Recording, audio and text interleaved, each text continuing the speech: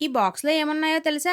కోడి పిల్లలున్నాయండి. సర్ప్రైజ్ అనమాట. 9కి వచ్చి చెప్పింది నా కజిన్ కోడి పిల్లలొస్తున్నాయని చెప్పేసి. అప్పటినుంచి వెయిట్ చేస్తే 11 అయింది వచ్చేసరికి.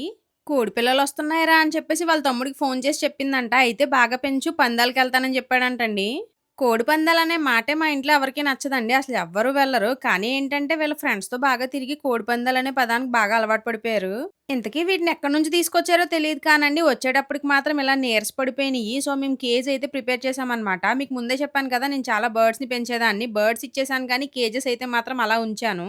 వెంటనే బాక్స్‌లోండి తీసేసి కేజ్‌లో అయితే పెట్టేసాము. అప్పుడు కూడా చాలా డల్‌గా ఉన్నాయి. వీటికి ఫుడ్ కూడా పెట్టానండి. అందాక కొర్రలుంటే కొర్రలు వేసాము. గంటలు తేవడానికి వెళ్లారు. అయినా సరే ఫుడ్ కూడా అస్సలు తినలేదు. తర్వాతయితే మేము వాటర్ పెట్టాం వీటికి. వీటికి వాటర్‌ని చూసాకే ఎంత ఓపికొచ్చిందంటే అండి, ఎక్కడో మూలన పడుకున్నవన్నీ లెగిసొచ్చేసి దగ్గర దగ్గర ఒక పావుగంట సేపు నీళ్లు తాగుతూనే ఉన్నాయి ఇవి. ఈ ఎండ దెబ్బకి గొంతుకు ఆర్చుకుపోయినట్టుందండి. వాటర్ అయితే తాగుతూనే ఉన్నాయి. ఇంతకీ మీకొక విషయం చెప్పనా? నేను అస్సలు నాన్ వెజ్ అనేదే తినను. కానీ నాకు కోడిని పెంచడం అంటే చాలా ఇష్టం. ఎప్పటినుంచో కోరిక ఉండిపోయింది. ఇప్పుడైతే వీటిలోంచి నేనేది పెంచట్లేదు. నా కజినే పెంచుకుంటుంది. ఎప్పటికైనా మాత్రం ఒక కోడినైతే పెంచాలన్నది మాత్రం కోరిక ఉండిపోయింది అలాగా. నేను పెంచితే మా ఇంట్లో వాళ్ళు ఎప్పుడు కోసుకు తినేస్తారో అని భయమండి. అందుకే పెంచట్లేదు.